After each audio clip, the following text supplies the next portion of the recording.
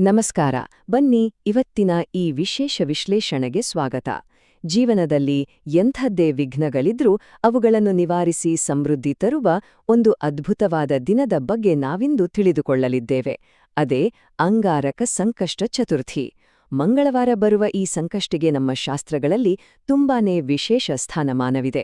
ಈ ವ್ರತವನ್ನು ಅತ್ಯಂತ ಶ್ರದ್ಧೆಯಿಂದ ಆಚರಿಸಿದರೆ ಸಾಕು, ಎಂಥದ್ದೇ ಸಂಕಟಗಳಿದ್ರೂ ಬೆಳಗಾಗುವುದರೊಳಗೆ ದೂರ ಆಗ್ತವೆ ಅನ್ನೋದು ದೃಢವಾದ ನಂಬಿಕೆ.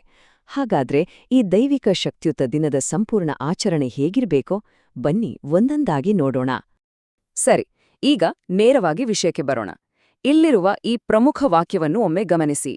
ಅಂಗಾರಕ ಚತುರ್ಥಿಯಲ್ಲಿ ವ್ರತ ಮಾಡುವುದು ವರ್ಷದ ಎಲ್ಲಾ ಸಂಕಷ್ಟ ಚತುರ್ಥಿಗಳ ಫಲವನ್ನು ನೀಡುತ್ತದೆ.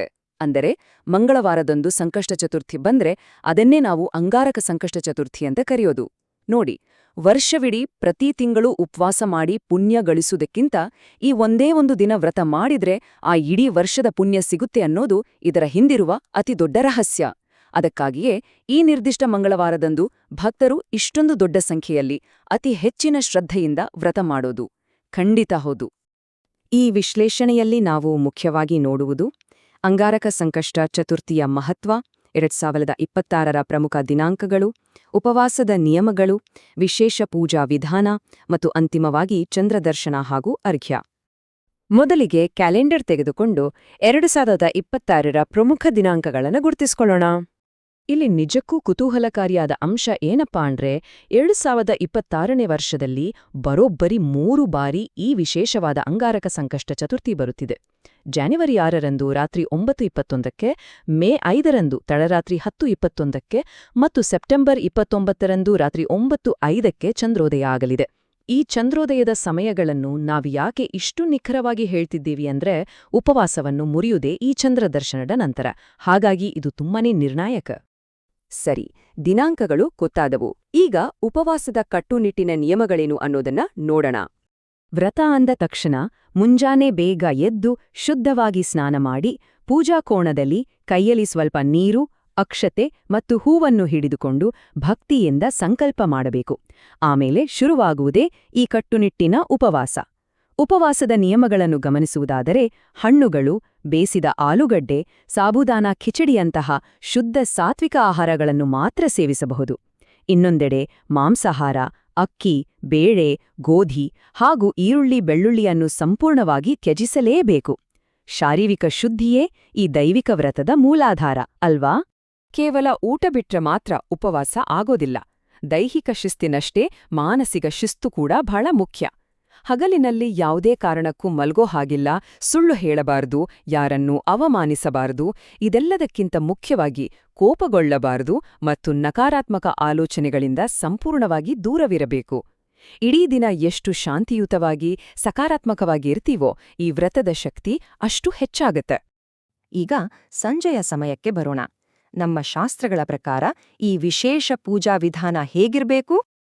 ಇಲ್ಲಿ ಅತ್ಯಂತ ಪ್ರಮುಖವಾದ, ನಾವು ಮರೆಯಲೇಬಾರದ ಅಂಶ ಅಂದರೆ ವಿಘ್ನಹರ್ತನಿಗೆ ಪ್ರಿಯವಾದ ವಸ್ತುಗಳನ್ನು ಅರ್ಪಿಸುವುದು. ಕನಿಷ್ಠ 21 ದೂರ್ವೆಯ ಕಡ್ಡಿಗಳು, ಅಂದರೆ ಗರಿಕೆ ಹುಲ್ಲು, ಇದು ಕಡ್ಡಾಯ. ಇದರ ಜೊತೆಗೆ ಕೆಂಪು ಹೂವು, ಕುಂಕುಮ, ಶ್ರೀಗಂಧ ಮತ್ತು ಬೆಳಗಲು ತುಪ್ಪದ ದೀಪ ಇರಲೇಬೇಕು. ನೈವೇದ್ಯದ ಬಗ್ಗೆ ಹೇಳಲೇಬೇಕು.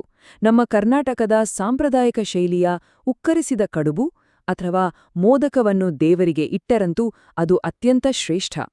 ನಮ್ಮ ಪ್ರಸಿದ್ಧ ಇಡುಗುಂಜಿ ವಿನಾಯಕನ ಸನ್ನಿಧಾನದಲ್ಲೂ ಇಂತಹ ಅದ್ಭುತ ಪೂಜಾ ವಿಧಾನಗಳನ್ನು ನಾವು ಕಣ್ತುಂಬಿಕೊಳ್ಳಬಹುದು. ಆದ್ರೆ ಇಲ್ಲೊಂದು ಮಹತ್ವದ ಎಚ್ಚರಿಕೆಯನ್ನು ದಯವಿಟ್ಟು ಗಮನಿಸಿ. ಗಣೇಶನ ಪೂಜೆಯಲ್ಲಿ ತುಳಸಿ ಎಲೆಗಳನ್ನು ಬಳಸುವುದನ್ನು ನಮ್ಮ ಶಾಸ್ತ್ರಗಳು ಕಟ್ಟುನಿಟ್ಟಿನಾಡಿ ನಿಷೇಧಿಸಿವೆ. ಗಣಪತಿಗೆ ಯಾವುದೇ ಕಾರಣಕ್ಕೂ ತುಳಸಿಯನ್ನು ಅರ್ಪಿಸಲೇಬಾರದು. ಇದೊಂದು ನಿಯಮವನ್ನು ಮರೆಯದೇ ನೆನಪಿನಲ್ಲಿಡಿ. ಪೂಜೆ ಮಾಡುವಾಗ ಮನಸ್ಸು ಏಕಾಗ್ರತೆಯಲ್ಲಿರಬೇಕು ತಾನೆ? ಅದಕ್ಕಾಗಿ ಓಂ ಗಂ ಗಣಪತಯೇ ನಮಃ ಹಾಗೂ ಓಂ ಬಾಲಚಂದ್ರಾಯ ನಮಃ ಎಂಬ ಶಕ್ತಿಯುತ ಮಂತ್ರಗಳನ್ನು ಜಪಿಸಬಹುದು. ಇದರ ಜೊತೆಗೆ ಗಣೇಶ ಅಥರ್ವ ಶೀರ್ಷ ಹಾಗೂ ಸಂಕಷ್ಟನಾಶಕ ಸ್ತೋತ್ರವನ್ನು ಕೇಳುವುದು ಅಥವಾ ಪಠಿಸುವುದು ಖಂಡಿತವಾಗಿಯೂ ಅಪಾರವಾದ ದೈವಿಕ ಆಶೀರ್ವಾದವನ್ನು ತಂದುಕೊಡುತ್ತದೆ. ಇವೆಲ್ಲದರ ನಂತರ ಬರುವುದೇ ಈ ವ್ರತದ ಬಹುಮುಖ್ಯ ಘಟ್ಟ, ಅದೇ ಚಂದ್ರದರ್ಶನ ಮತ್ತು ಅರ್ಘ್ಯ. ಸೂರ್ಯಾಸ್ತದ ನಂತರ ಉಪವಾಸ ಮುರಿಯುವ ನಿಖರವಾದ ಕ್ರಮವನ್ನು ನೋಡೋಣ. ಮೊದಲಿಗೆ ಆ ದಿನದ ಚಂದ್ರೋದಯದ ಸಮಯಕ್ಕೆ ಸರಿಯಾಗಿ ಆಕಾಶದಲ್ಲಿ ಚಂದ್ರದರ್ಶನ ಮಾಡಬೇಕು. ನಂತರ ಚಂದ್ರದೇವನಿಗೆ ಅರ್ಘ್ಯ ಅಂದರೆ ಪವಿತ್ರವಾದ ಜಲವನ್ನು ಸಮರ್ಪಿಸಬೇಕು. ಅದಾದ ಮೇಲೆ ಸಂಕಷ್ಟ ಚತುರ್ಥಿಯ ವ್ರತ ಕಥೆಯನ್ನು ಭಕ್ತಿಯಿಂದ ಓದಬೇಕು ಅಥವಾ ಮನೆಯ ಹಿರಿಯರಿಂದ ಕೇಳಬೇಕು. ಕೊನೆಯದಾಗಿ ದೇವರಿಗೆ ಅರ್ಪಿಸಿದ ಆ ಉಕ್ಕರಿಸಿದ ಕಡುಬನ್ನು ಅಥವಾ ಮೋದಕವನ್ನು ಪ್ರಸಾದವಾಗಿ ಸ್ವೀಕರಿಸಿ ಉಪವಾಸವನ್ನು ಅಧಿಕೃತವಾಗಿ ಮುರಿಯಬೇಕು. ವ್ರತ ಮುಗಿಯಿತು ಅಂತ ಸುಮ್ಮನಾಗುವ ಹಾಗಿಲ್ಲ. ದಿನದ ಅಂತ್ಯದಲ್ಲಿ ಮಾಡುವ ಕೆಲವು ಚಿಕ್ಕ ಪುಣ್ಯ ಕಾರ್ಯಗಳು ಈ ವ್ರತಕ್ಕೆ ಪೂರ್ಣ ಫಲವನ್ನು ತಂದುಕೊಡುತ್ತವೆ. ಗೋಮಾತೆಗೆ ಹಸಿರು ಹುಲ್ಲನ್ನು ತಿನ್ನಿಸುವುದು, ನಿರ್ಗತಿಕರಿಗೆ ಅಥವಾ ಬಡವರಿಗೆ ದಾನ ಮಾಡುವುದು, ಹಾಗೂ ದೇವಾಲಯಕ್ಕೆ ಕೈಲಾದ ಸಹಾಯ ಮಾಡುವುದು ಇವೆಲ್ಲವೂ ವ್ರತದ ಆಧ್ಯಾತ್ಮಿಕ ಮೌಲ್ಯವನ್ನು ನೂರ್ಮಡಿಗೊಳಿಸುತ್ತವೆ. ಈ ಸಂಪೂರ್ಣ ಮಾರ್ಗದರ್ಶನವನ್ನು ನೋಡಿದ ನಂತರ ನಾವೆಲ್ಲರೂ ಯೋಚಿಸಬೇಕಾದ ಒಂದು ಪ್ರಮುಖ ಪ್ರಶ್ನೆ ಇಲ್ಲಿದೆ. ಸಂಕಷ್ಟಿಯ ದಿನದಂದು ನಾವು ಅಷ್ಟು ಕಟ್ಟುನಿಟ್ಟಾಗಿ ಪಾಲಿಸುವ ಆ ಕೋಪದ ನಿಯಂತ್ರಣ ಮತ್ತು ನಕಾರಾತ್ಮಕ ಚಿಂತನೆಗಳಿಂದ ದೂರವಿರುವ ಶಾಂತಿಯುತ ಅಭ್ಯಾಸಗಳನ್ನು ಕೇವಲ ಆ ಒಂದೇ ದಿನಕ್ಕೆ ಯಾಕೆ ಸೀಮಿತಗೊಳಿಸಬೇಕು? ದೈನಂದಿನ ಜೀವನದಲ್ಲೂ ಇದನ್ನು ಅಳವಡಿಸಿಕೊಳ್ಳುವುದು ಹೇಗೆ? ಗಣೇಶನ ಕೃಪೆಯಿಂದ ಸಿಗುವ ಈ ವಿಘ್ನ ನಿವಾರಕ ಶಕ್ತಿ ಮತ್ತು ಆಂತರಿಕ ಶಾಂತಿ ನಮ್ಮ ಪ್ರತಿದಿನದ ಬದುಕಿನ ಭಾಗವಾಗಲಿ ಅಂತ ಆಶಿಸುತ್ತಾ ಈ ವಿಶ್ಲೇಷಣೆಯನ್ನು ಮುಗಿಸುತ್ತಿದ್ದೇವೆ. ನಮಸ್ಕಾರ.